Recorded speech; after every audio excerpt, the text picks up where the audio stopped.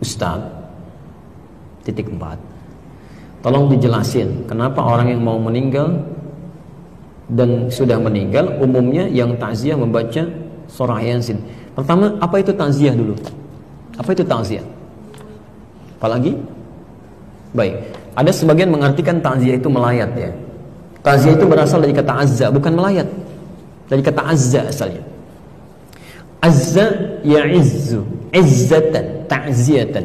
Azza itu sesuatu yang tinggi, terangkat, menopang, mendorong. Azza. Kalau ditambah dengan tak depannya, ujungnya ditambah ya menjadi ta'ziyah. Itu huruf taknya menunjukkan makna usaha yang serius.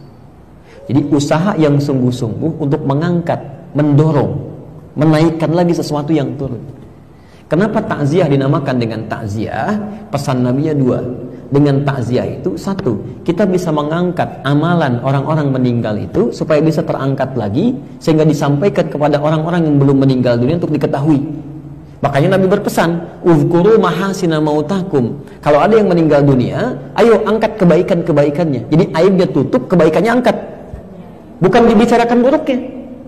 Makanya kita minta kepada Allah untuk berlindung dari keburukan fitnah saat meninggal. Jadi ada orang, maaf ya, hidup dibicarakan, meninggal pun jadi gunjingan juga. Ada yang begitu. Ya, coba cek Abu Jahal, Abu Lahab dan Abu-Abu yang lainnya itu sampai sekarang sudah 15 abad yang dibicarakan keburukannya aja. Dan kita diminta oleh Nabi berlindung pada Allah. Ada di hadis Muslim nomor hadis 588. 4 hal kita ucapkan. Allahumma inni a'udzubika min adzabi jahannam wa min adzabil qabri wa min fitnatil mahya wal mamat. Dan fitnah saat hidup atau saat meninggal dunia. Jadi disinilah ketika ada orang meninggal dunia, tolong Bu ya, Pak, jangan diungkap aibnya, jangan disebutkan, ungkap kebaikannya aja, angkat lagi. Sehingga ketika kebaikannya diangkat, kemudian jadi inspirasi bagi orang-orang yang mungkin bertakziah saat itu, dia disampaikan. Dari situ kemudian diamalkan. Ketika orang ini mengamalkan dari inspirasi yang terdengar tadi, maka yang meninggal dapat royalti pahalanya, bagian dari pahala itu. Itu ada di hadis Muslim nomor hadis 1893. Man dalla ala khairin falahu ajruhu mithla ajri fa'ilihi min ghairi an yanqusa min syai'. Siapa yang bisa menunjukkan kebaikan dapat pahala yang sama ya dengan yang mengerjakan tanpa dikurangi sedikit pun. 9 lafaz disebutkan di hadis Muslim. Idza matal insan inqata'a sa'iru amali illa min thalas. Jika manusia meninggal dunia, semua amalnya terputus kecuali 3 yang terus pahalanya mengalir. Terus mengalir. Sedekah jariyah, ya, sedekah yang pahalanya mengalir. Antum simpan mushaf di sini cuma modal 50.000, dibaca oleh orang, antum meninggal mushafnya masih ada, pahala masih mengalir. Ilmun yuntafa'u bihi, ilmu yang dimanfaatkan. Aw waladin sholihin yad'u lahu, atau anak yang soleh yang mendoakan untuk keduanya. Yang kedua, mengangkat orang yang masih hidup dari keluarga yang ditinggalkan oleh orang yang meninggal. Kadang-kadang muncul suasana duka, ada yang sedih, kan? Ada yang kadang-kadang masih sedikit menyesuaikan. Antum datang, memberikan hiburan di situ, nyampaikan kesabaran. Untuk ditinggalkan satu orang, kita datang ribuan orang ke sini, ratusan orang ke sini, kita jadi keluarga baru. Lihat, kata Nabi, perhatikan orang itu, barangkali dapurnya belum ada asapnya, sampaikan, bukan dibebani, tapi bantu dia untuk berkembang supaya dia bisa kuat kembali. Jelas di sini ya? Nah, dari sini untuk mengangkat amalan itu banyak caranya. Pertama dengan doa. Dengan doa. Ada memang hadis yang mengatakan bacaan surat Yasin, tapi sebagian mengatakan hadisnya dhaif. Walaupun ada yang mengatakan hadisnya sahih ya. Tapi kalau saya punya prinsip begini, kalau ada hadis yang diperdebatkan, mendingan ngambil hadis yang tidak diperdebatkan. Udah, lebih selamat, lebih tenang gitu kan. Apa hadis yang tidak diperdebatkan? Salah satunya doa. Ada di Al-Adabul Mufrad nomor hadis yang ke-44, posisinya paling kanan sebelah atas. Karangan Imam Al-Bukhari. Imam Al-Bukhari menulis kitab namanya Al-Adabul Mufrad. Jadi khusus terkait dengan akhlak dan adab dalam kehidupan. Itu tidak sedikit hadis tentang berbakti pada orang tua sampai meninggal dunia. Di hadis itu disebutkan saat seorang anak beristighfar saja, memohon ampun ya, kepada Allah untuk ayah yang telah meninggal dunia, tiba-tiba di alam kuburnya diberikan oleh Allah, diangkat 1 derajat. Sampai dia berkata, ya Rabb, mahadhi, ya Allah, apa ini? Dijawab kemudian, hadhi istighfarun, ini adalah kalimat istighfar yang dimohonkan oleh anakmu sekarang untukmu. Sekarang.